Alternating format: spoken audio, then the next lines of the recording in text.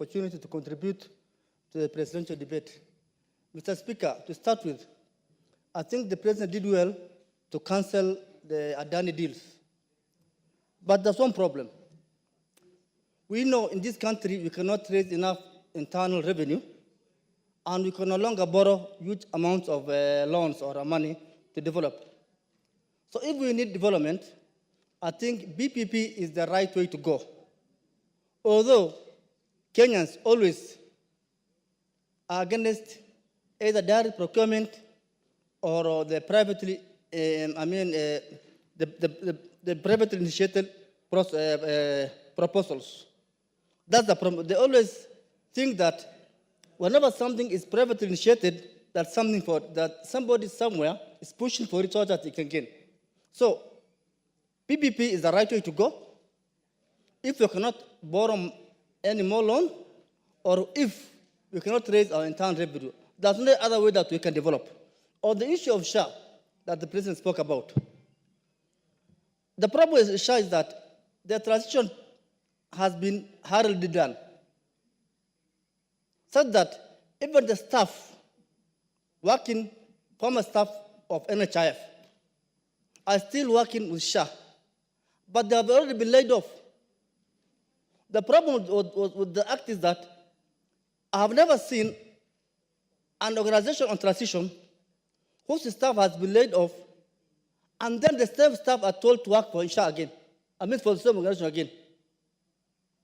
The staff are not motivated because they have not been laid off. Right now they are under Public Service Commission. They are no longer working for SHA. They are not working for NHIF, and they are not working for SHA. And the same staff are used. They're being used even to register members.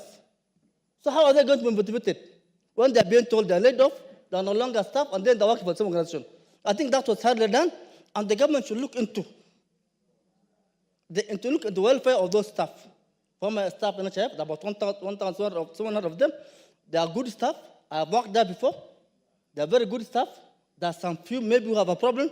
Let them deal with those few with the problem, and then the other staff, they are transitioned without any condition to the new SHA. Because if they don't do that, and they lay off all the staff, and no longer working for SHA, then where are we going? What are we doing? We are doing nothing. Therefore, Mr. Speaker, the issue of SHA, it has a good intention, but the transition has been mishandled. Such a way that right now they don't have any staff, and they are trying to use the staff that they laid off. Thank you, Mr. Speaker, for giving the opportunity. I do support the presidential address. Very well, Makali. Thank you, Honorable Speaker, for the opportunity to also contribute on the President's speech, being the third since this regime came into office. Mr. Speaker, I must say that the President, in coming to this House to deliver the State of the Nation address, answered one of our key principles of national unity, and that is constitutionalism. By coming to this House to give the State of the Nation address, the President gave a testament himself that he believes in the rule of law and democracy and constitutionalism, which are the national values espoused in our Article 10 of our Constitution. Mr. Speaker, at independence, our forefathers committed themselves that we needed to fight poverty, ignorance, and disease. 61 years thereafter, Honorable Speaker, we are still fighting those vices. And in my contribution to this speech, Honorable Speaker, I wish to analyze the President's speech in the light of those three vices which we committed ourselves at independence to fight. The President in his speech is very candid that we must ask ourselves very, very critical questions. And one of the critical quotes which he has put in his speech is that, are we really listening to Kenyans? And he has said critically that listening is a full-time occupation for us who have been given positions of leadership by the people of Kenya. And he's asking ourselves, When we go back to our people, what will they say about us? Do they have money in their pockets? Do they have the education that we promised? Are we really a society that is living to the expectations and the promises which we made to our people? Poverty is still with us. Kenyans have spoken many times that poverty is still endemic in our societies. What did the president say in this particular speech? He said the country is committed to get economic freedom.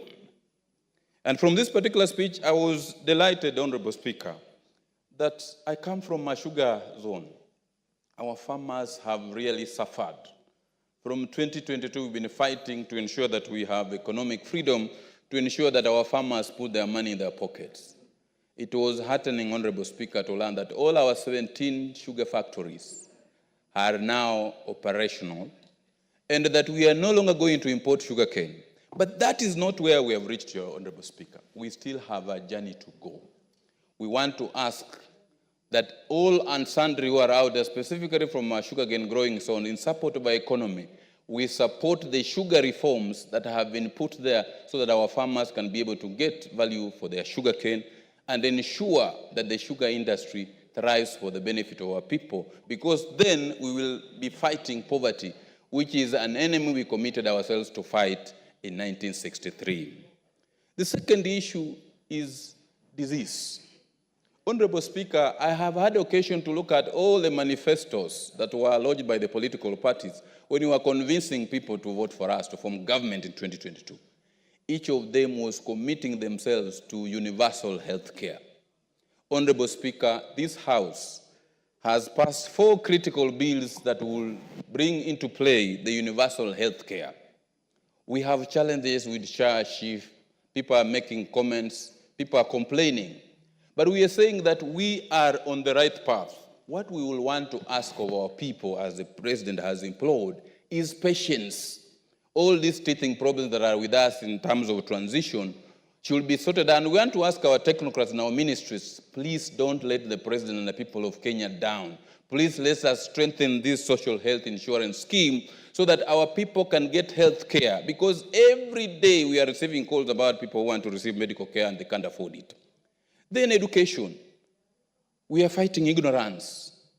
We have made various strides in the education sector in fighting ignorance by employing teachers. What I will want to ask, the scheme that was there for higher education funding, we want to ask our technocrats in the Ministry of Education, please can we revisit this funding model so that we can be able to work it so that it's of benefit to Kenyans who are supposed to benefit from it, so that we don't have Kenyans complaining about it every day, so that we can be able to streamline it. But ultimately we ask Kenyans that we are one nation. We need to support the leadership. No. Many members are queuing. You have done your bit, the Honorable Memusi. Thank you, Honorable Speaker, for giving me this opportunity to also add my voice in support of the President's speech. And let me start by saying that the speech, Honorable Speaker, was inspirational. A speech motivated and gave hope to most Kenyans. Honorable Speaker, the speech showed that the President is in touch with the people and the issues that affect them. Honorable Speaker, the President's speech was a thoughtful response to the issues that affect the people of Kenya. But above all, Honorable Speaker, the speech gave a clear picture of a leader who has a plan. For a very long time, Honorable Speaker, this country has been mismanaged. It has been mismanaged by leaders who borrowed without caring, knowing very well that it is not them who are going to think of paying what they've borrowed, but the next regime. This country, for a very long time, past regimes have not thought about the increase of population. We are now facing unemployment that is threatening the security of this country. The issues that Kenyans face today are not a creation of this regime. It is a generational problem. But the president in his speech touched on almost every sector and gave a demonstration and gave a plan of what his government is putting in place to try and sort out all these issues. Honorable Speaker, corruption has been a cancer in this country. And the president came out very strongly to address this issue. And I want to urge this House that we must support the fight against corruption. Devolution, for example, the drafters of our Constitution, the idea behind devolution was to try and bring areas of this country that had been marginalized for a very long time to par with other areas.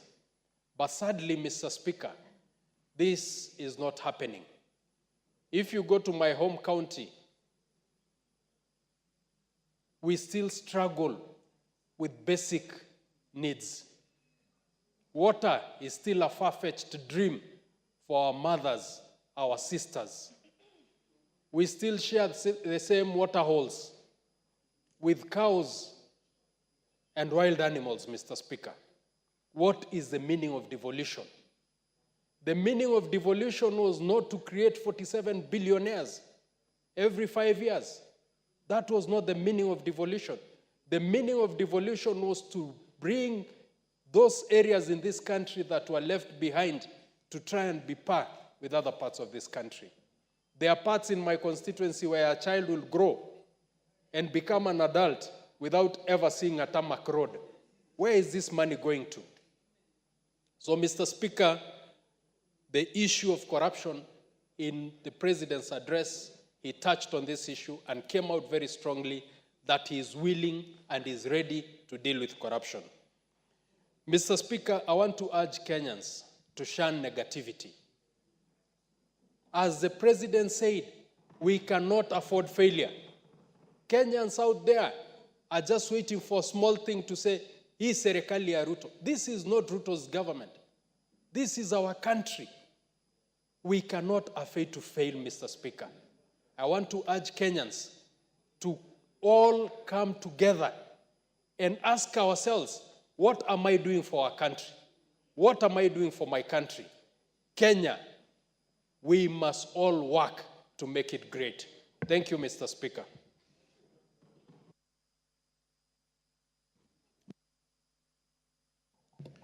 Thank you, Mr. Speaker, for the opportunity to contribute on the presidential address, which was delivered in this House, Mr. Speaker. First and foremost is to thank His Excellency the President on the speech which touched on Kenyans. I would say it is a masterstroke of the issues touching on the lives of Kenyans. Mr. Speaker, the President admitted and gave his concern on the issues raised by Kenyans. And I would say that he has listened to Kenyans. But we want to ask also those Kenyans who have made so much noise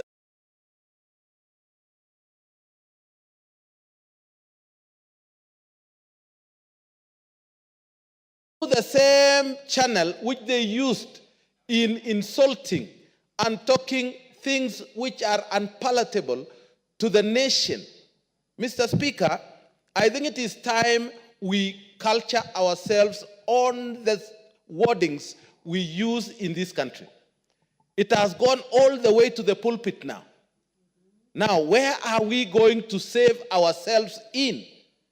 Can we ask the members of the cloth to really make or become sober and look at this country as a country where we need unity and we need to be one? Mr. Speaker, I think it is their turn to talk about it now. Mr. Speaker, I also want to turn on the economic development which this country has achieved. Mr. Speaker, in the 2010-2013, this country was an exporter to the country of Uganda, and it was the leader, economic leader in the country. When this government took over, we were just importing goods from the countries where we were exporting to. Right now, we have stopped sugar from being brought from neighboring countries. We have stopped all other things which are being imported, and we have had a reserve in the treasury for our imports. Mr. Speaker, I would say that that is real growth. The farmers are happy because they are having subsidized fertilizers, and I want to say my constituents are happy that they are able to grow and be able to fend for themselves to have food put on the table.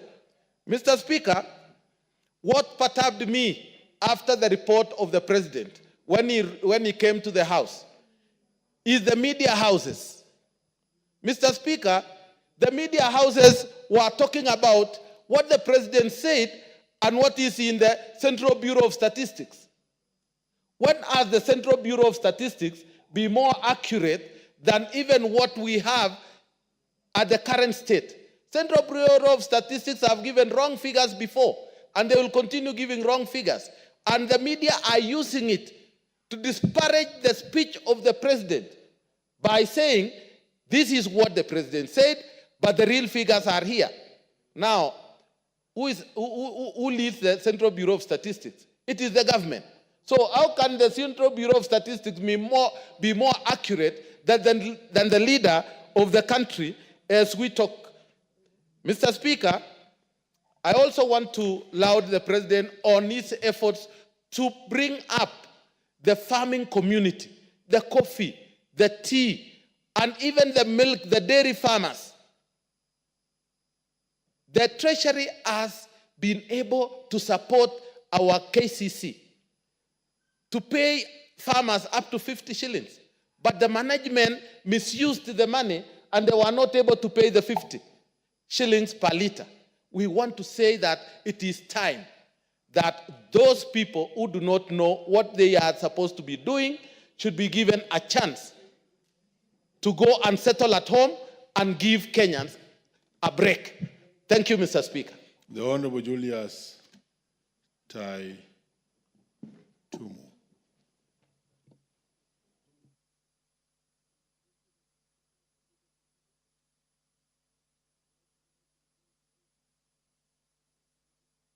This country, for the candid... Is the Honorable Member on the mic? Please just update his microphone. Thank you, Mr. Speaker, for this opportunity. Let me also join the rest in congratulating the President for the candid statement on the unrest of this nation on Thursday last week. The President went through a raft of issues that have been handled by his government, both in challenges and the numerous successes that this government has addressed. Mr. Speaker, let me single out the education sector. When this government came into existence, this country was in dire need of teachers, particularly in the junior secondary school sector. There is no any other government that has been able to address such a challenge within 2 years.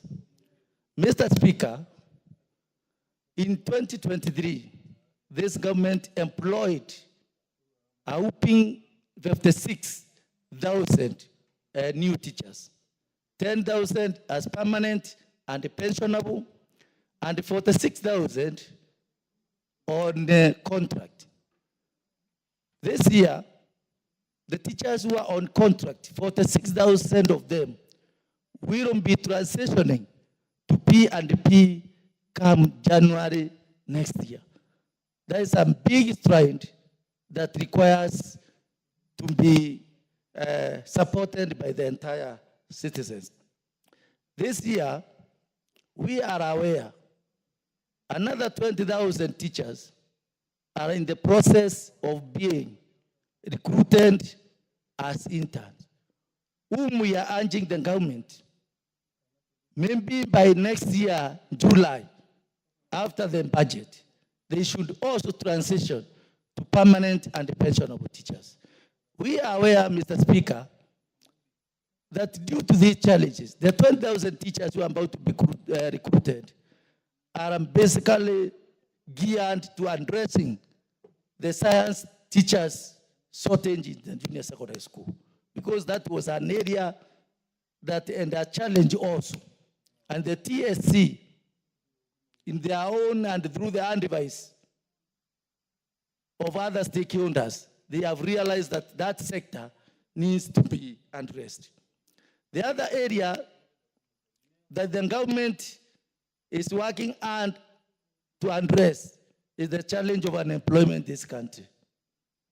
The Department of Diaspora Affairs is doing a lot of publicity to make sure that the artisans, the lower levels of unemployed youth can get access to international areas of employment. It's also something that is commendable. Mr. Speaker, this government has revolutionized the agricultural sector by making sure that instead of subsidizing consumables, it is worthy to subsidize the production. And by so doing, we are almost food secure in all sectors. We heard that 17 sugar factories are now working. And this country now is sugar secure, and we are also about to do the export of sugar. Thank you, Mr. Speaker. Though, if possible, through your indulgence, I can get a minute or so to finish my sentence. The health sector, Mr. Speaker, although it has a big challenge, I am sure that the crises that are there will be ironed. Mr. Speaker, you remember when Michuki was in the transport industry, people used to cling on the doors of the vehicles. He faced the challenge end on, and with the time, today, that sector is working. There are no people who clings on the doors of the vehicles. There are no excesses that it used to be, and I am sure that this sector, the SAR, will work with the time, and the Kenyans will enjoy. The Honorable Adams keeps an eye. Very well. Proceed. Thank you very much, Mr. Speaker, for giving me this opportunity to give my comments on the presidential speech. Mr. Speaker, the President addressed the nation in a very precise, straight to the point message, and he actually touched on issues that are affecting many Kenyans. In short, Mr. Speaker, the President elaborated more on problems facing Kenyans. For example, the education, Mr. Speaker. Mr. Speaker, Kenyans, for a very long time, since the inception of CBC, have had a problem of understanding the curriculum, battling with the problem of shortage of teachers and materials. And Mr. Speaker, I think the President mentioned the efforts that has been made by his government on sorting out that problem. Secondly, Mr. Speaker, is the issue of teachers. You know, as a country, we have a huge population of school-going children. And the President elaborated and shared to the nation his plan of how he intends to equip the education sector and the efforts that he has already made by employing many, many teachers, 56,000 and others that are to be employed in the coming year. Mr. Speaker, on issue of health care, Kenyans have been suffering. They have had problems facing, to do with illnesses, problems that we have dealt with since independence. But the President told the nation that he intends to make a decision that is unpopular, but that will solve the problem that have been affecting them for a very long time. On the issue of the economy, Mr. Speaker, is issues to do with stabilization of our Kenyan shilling. You know, for some 2-3 years ago, the Kenyan shilling against the dollar was so high, such a way that we were risking going the direction that many African countries have gone before. But the issue of economic growth, the president also elaborated himself on the matters to do with food security that has enabled our Kenyan population to buy their produce at a low prices, Mr. Speaker. Mr. Speaker, availability of fertilizers to our Kenyan farmers has made this country to be food secure. When we go to rural countries, up country, Mr. Speaker, you will see farmers harvesting maize courtesy of the subsidized fertilizers provided by the Kenya Kwanza government. Mr. Speaker, the subsidized fertilizer has also enabled other small-scale farmers, especially those ones who are dealing with horticulture, to supply and produce food that has stabilized the economy for now. Mr. Speaker, on the issue of housing and the ESP market, the president elaborated and shared more on the plans that he intends to make sure that most Kenyans get a dignified housing in accordance to our constitution, Mr. Speaker.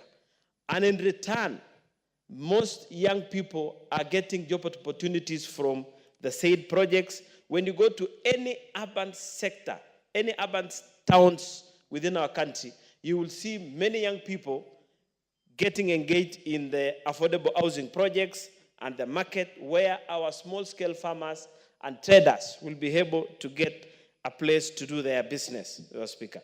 Mr. Speaker, the importation of allowing local manufacturers to thrive has enabled to stabilize and give an opportunity our local manufacturers, especially those ones at the manufacturing sector, those ones dealing with furniture and so forth, to get access to the market in our country. And lastly, Mr. Speaker, is to tell our country and most Kenyans that we have one great country called Kenya. It is upon each one of us to remain positive and acknowledge the efforts made up by our country. Patience is a virtue, and we must support the president to achieve his bigger agenda. Thank you very much, Mr. Speaker. The Honorable Jen Kagiri.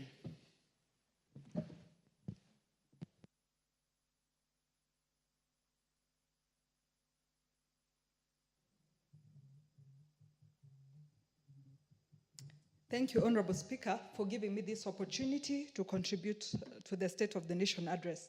Honorable Speaker, I would want to start by appreciating that the President indicated that he's a listening President. And as he went on with his speech, it confirmed that true to the word, he's actually a listening President. Honorable Speaker, I would want to start with the mention of CBC. To many of us in this House and outside there, Honorable Speaker, we would want to assume that CBC is not working in this country. But recently, Honorable Speaker, I visited Mombasa. And when we took a boat ride and got to the middle of the ocean, the captain asked who was ready to dive into the water. 3 young boys shouted quickly that they are CBC students and they know how to swim. They gladly jumped into the water and swam and later got back to the boat. That, Honorable Speaker, should confirm to us that the students benefiting from this curriculum are actually growing and progressing as they should. Honorable Speaker, to us, what we need to ensure is that we give them the required facilities as well as ensure teachers are available to guide them through their education. Secondly, Honorable Speaker, I appreciate that the President took time to mention the reality of this country. Honorable Speaker, we are still heavily in debt, and we need to appreciate that things are not the same as they should be. We would want a lot of development, but just like in our houses, when we are in debt, there are some things we have to sacrifice because we are not able to provide things as they should be done.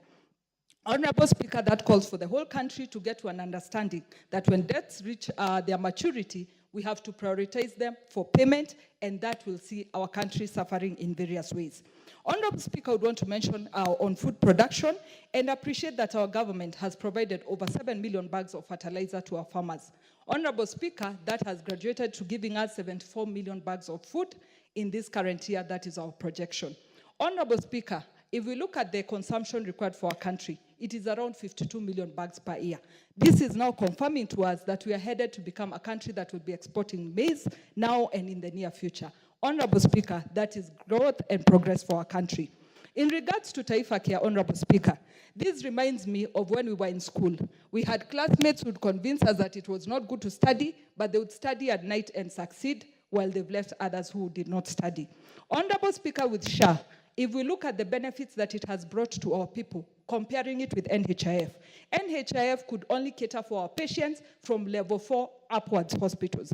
Today, SHA is catering for our patients from level 1 hospitals. This means if it is a person from my county, a place called Gatero, they don't need to travel to Nyahururu for treatment. They can go to the nearest dispensary, get treated, and go back home. They will have saved on transport, and they will have saved on time. Honorable Speaker, similarly, many times we speak of people who have been victims of accidents, and when they get to a hospital, their relatives have to sign forms or first pay for them the bill for them to be treated. In many cases, we have lost lives in those instances. Honorable Speaker, now here SHA has come to ensure that a hospital can treat you and claim from SHA afterwards because they have treated you, giving you a priority that you are Kenyan and you are covered by the universal health coverage. Honorable Speaker, on my third point, we are always called for fundraisings. Fundraisings towards patients of cancer, fundraisings towards patients with terminal illnesses. Here again has come SHA that is going to cover our people on all those areas and ensure that families don't have to lose their properties as they are trying to save their loved ones. And Honorable Speaker, having had the experience of having a patient in ICU with cancer, I tell you, Honorable Speaker, as you're praying for the patient, every evening you have to go look at how fast the bill is growing. For me, I appreciate that our people will never have to worry about that. Honorable Speaker, allow me to mention the issue of affordable housing because I sit in the Housing Committee.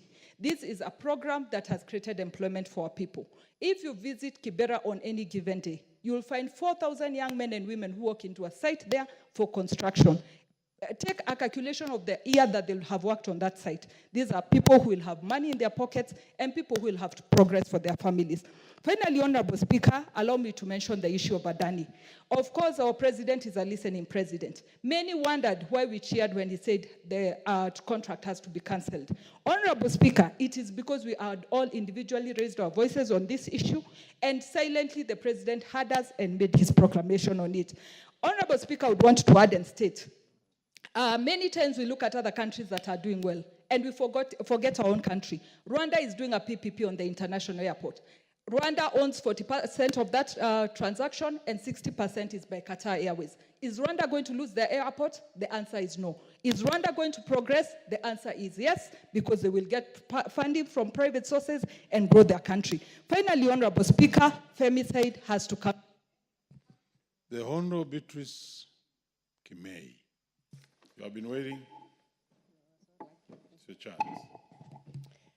Thank you, Honorable Speaker, for giving me this opportunity to add my voice and appreciate the speech of the President or the address of the President on the issues of the nation. During his address, Honorable Speaker, I want to appreciate him most sincerely for I noted that he's a listening President. The issues that he addressed is actually some of them has been concerned for many of our people in Kenya. Specifically, Honorable Speaker, I want to say that issues of education, the CPC, and the like, the President had, and he actually responded. Honorable Speaker, I want to appreciate the side of agriculture.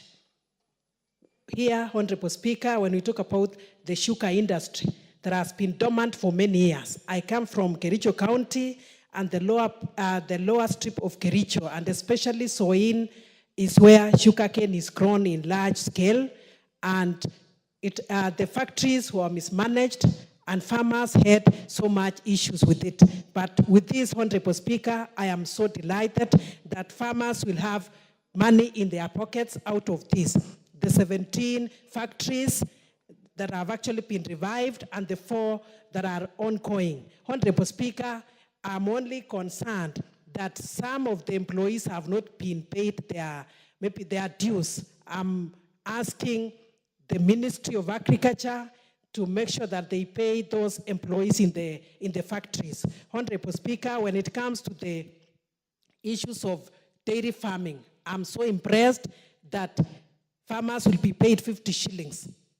And Honorable Speaker, the feeds are becoming very expensive. So when we talk of 50 shillings, I appreciate.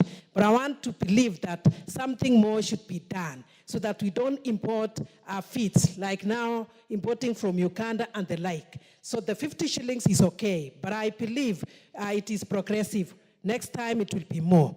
I expected the president to also add his voice to the beef and in the livestock farming, because some areas do livestock farming, and not forgetting that many women don't own the cattle. They own goats and poultry. So if the president can also add his voice to goats and poultry, it will be safe for us as women, because that is where we can empower our women. That is where, especially the side of market. We have issues with market for poultry and even for goats. That is where women are. Honorable Speaker, with the food security, I'm so impressed that fertilizers have bought fruits. Now that we have plenty of our food and surplus to sell, the National Cereals and Produce Board should actually have more stores to buy more of this maize. And we should also look for market outside this country, so that in this case, we are not going to bring the price down from 3,500 shillings. Farmers expect more from this. At least that is how we can be safe in this country. And that is how farmers can get money in their pockets. However, Honorable Speaker, I would also ask that in the cases where the farmers we have the middlemen who are exploiting the farmers. That is now where the National Cereals and Produce Board comes in. However, we are not only concerned with the maize. We also have other food products that farmers should engage in. Honorable Speaker, I cannot conclude without talking about the sexual and gender-based violence. I appreciate the President in a very special way when he talked of that women are not second-class citizens. So in this period when we are having activism against gender-based violence for 16 days, I want to thank the President, but I pray that we will have the gender office in hospitals, not in the police stations, because that is where everything should cycle. We have victims and the survivors who may not be able to go to the police stations, and even when they go to the police stations, they are not treated well. But in hospitals, that is now where counseling is done. That is even where everything else that is concerned about the specimens and... The Honorable Kitilai Olentutu. Thank you, Mr. Speaker.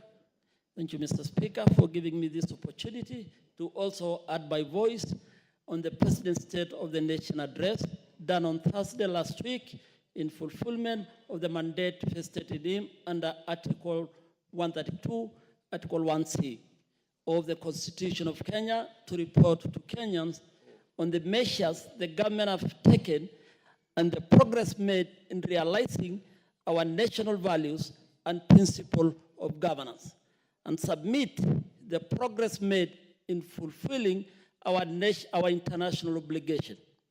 Mr. Speaker and honorable members, the President addressed thematic areas that really touch the heart of the Kenyan people during his State of the Nation address, and I sincerely want to commend him for making decisive, crucial decisions to better our country, including the cancellation of the contentious Adani deal.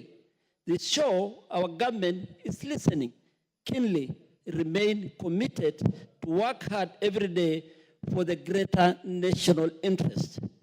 As a member for Narok South, I support the President and the government of Kenya for making that bold decision. Honorable Speaker, our President also announced the improvement of our school infrastructure and learning activities, where the employment of 20,000 more junior secondary school teachers in Kenya, absolutely tremendous, remarkable effort to create countless job opportunity for our many young people. Honorable Speaker, we also encourage the government of Kenya to fast track quick construction of more classrooms in JSS school, thus ensuring there is smooth transition of our students come January 2025. Honorable Speaker, I also want to commend the issue of national security, that our people must be secure at all times by the government. It is also imperative to note we currently live in an era where criminal activities have been on the rise. For instance, in Narok South, where I represent, we held a consultative security meeting that brought together sub-county security team, members of the Nyumba Kumi initiative, and business community 2 weeks ago after criminal activities increased in Ololonga Center, and that is why the Ministry of Interior and National Coordination must scale up the operation in areas in order to protect Kenyans and their property. I also want to commend on the President, for this effort of making the government of Kenya is working hard for the stabilize the economy by reducing the inflation through lowering prices of basic commodities. It is also worth noting that the Kenya shilling has stabilized compared to a few months ago against the US dollar and another hard currency, much remains to be done. Honorable Speaker and honorable members, I also want to make few remarks about the Kenya Kwanza ambitious plan of bottom-up economic model. Our president on Thursday last week addressed passionately about the need for Kenya to attain food security through modernization of KCC, and I want to request the government to continue pumping more resources to these cooperatives so that our farmers in Kenya, more importantly in the livestock keepers, to benefit directly. Honorable Speaker, it is well known that livestock keeping is of course the main economic activities in Narok, Kajiado, Samburu, Garissa, and many parts of the country, and we must empower our farmers through KCC. For those few remarks, thank you, Mr. Speaker. The Honorable Cynthia Muge has been waiting. Where's the Honorable Cynthia? Very well. Then let's have the Honorable Manyo. Thank you, Mr. Speaker. I quickly just want to also say that the speech was good. My prayer is the implementers or handlers of those bestowed authority to do their work. I hope they will do it, because in a country where we have other people malnutritioned and others look well fed, we must strike a balance. The president mentioned so many crucial things in his speech. Where I come from in Busia, we are having a dwindling or going down sugar companies that are closing down because of poaching. And this has come because of delayed pay and also poor pay. So frustrations that have been facing farmers across the country. I hope this is the end of it. The president mentioned about also building a few sports academies. I happen to be in a sports committee, and this has been on for over a decade. I just hope that it will finally roll out this year, because we do not want to call the president a liar anymore. And because of also employment, the young people, things that have been happening, I hear other people have been taken abroad to work. We need the foreign affairs sector to be publishing this yearly. Let us know how many people from every region have been employed, have benefited, how many are women, how many are people living with disabilities, and generally just striking a balance where we do not feel like other tribes are bigger or better or more dominant than others.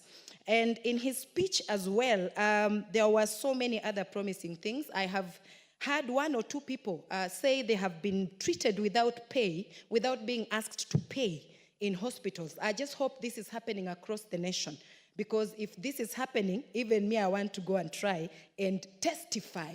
So we lack people who also talk or good of what has happened through this regime. So that's why so many Kenyans are asking, where exactly is this happening? Where is this good happening? So we need also to see and verify where exactly these things have started rolling out, and where it is not good, we say no. Like Adani, I don't know why the president cancelled something that was not there. If it was not there, then why was he cancelling? And if he cancelled it before it happened, then that is a good thing as well. Thank you, Mr. Speaker. Very well. Honorable Cynthia is now here. Please just take a bite of 3 minutes, and then we shall give one more honorable. We're just recovering our time. We've gone late today, and then we close. Thank you, Honorable Speaker, for giving me the opportunity to comment on the President's address to this Honorable House. Honorable Speaker, I can describe the address as coming from someone who is not only concerned but compassionate, Honorable Speaker, and a very empathic leader, Honorable Speaker, who listens to the people. Honorable Speaker, following the President's address to this House, he was able to aptly elucidate, Honorable Speaker, the gains and the milestones that have been able to be met by this government, Honorable Speaker. Honorable Speaker, in the President's words, Honorable Speaker, it is clear that he has the heart to be able to sort out the issues and the problems that are ailing this country, Honorable Speaker. And he was actually able to ask the hard questions, Honorable Speaker, by himself. And the asking, Honorable Speaker, tells you that he has been listening to the people and he has been keenly following what is happening, Honorable Speaker. And I was specifically impressed, Honorable Speaker, by the fact that he said that we are not where we want to go, but we are in the process of going there, and we are no longer where we were before. Honorable Speaker, he addressed very important issues, and I want to touch on 4 of them, Honorable Speaker. The first one, Honorable Speaker, is on the housing program. I am one person, Honorable Speaker, who never paid attention to the housing program until I went to the ground, Honorable Speaker, and saw the impact of this particular housing program. Honorable Speaker, we have counties that are called the bread baskets, Honorable Speaker, including Nandi County. And when I went there, Honorable Speaker, I kept looking at the land sizes and the fragmentation, and I saw the importance, Honorable Speaker, of paying attention to this housing program. Honorable Speaker, I want to urge all the Kenyans to be able to pay attention to these houses. I have gone to the website of Boma Yangu, Honorable Speaker, and actually gone ahead to save and commit to be able to buy one of those houses. It is the houses, Honorable Speaker, that you would never find it for the cost and the price that the government of Kenya is giving. You would never find a studio going for 980,000 shillings or 840,000 shillings, Honorable Speaker, in this country. You will pay a lot more than that. In Kapsabet, Honorable Speaker, where we have one ongoing, I am actually booking one that is 3 bedrooms. Honorable Speaker, the 3-bedroom one goes for 2.8 million. Honorable Speaker, you would never find a house that goes for 2.8 million, a 3-bedroom. It doesn't matter where you go, but you will never find it, apart from government, Honorable Speaker. The President, Honorable Speaker, spoke to the issues of cost of living, and he was able to elaborate that, Honorable Speaker, and we can then start appreciating, Honorable Speaker, the gains that this government has been able to make. He spoke to the issue of corruption, and I want to say, Honorable Speaker, that this is a game changer. As soon as we're able to sort out the dragon and slay the dragon called corruption, this country is going to do better. We are going to have seamless services, we are going to have efficiency in government, and we are going to have even the youth of this country benefiting from things like the e-procurement, Honorable Speaker. With that, we are going to ensure that AGPO and the AGPO, Honorable Speaker, is accorded to the women and the youth of this country. We spoke about the education, Honorable Speaker, and Honorable Speaker, I want to say this and give this appeal, that the employment of teachers is very good, Honorable Speaker, but I also want to ask that there should be a database, Honorable Speaker, showing all the P1 teachers, Honorable Speaker, who graduated as early as 2012 and have never been employed today, Honorable Speaker. Some of those people are 43 years old. They only have 2 years to stop being employable, Honorable Speaker. And I want to ask that this be paid attention to so that they can be able to be considered. On the UHC, Honorable Speaker, on the issue of health, allow me, Honorable Speaker, to set the record straight. There is a Honorable member who stood here during her contribution, the Honorable Susan, Honorable Speaker, and said that there is a capping of 6,000 shillings only for people who go for dialysis. Honorable Speaker, she should be keen to detail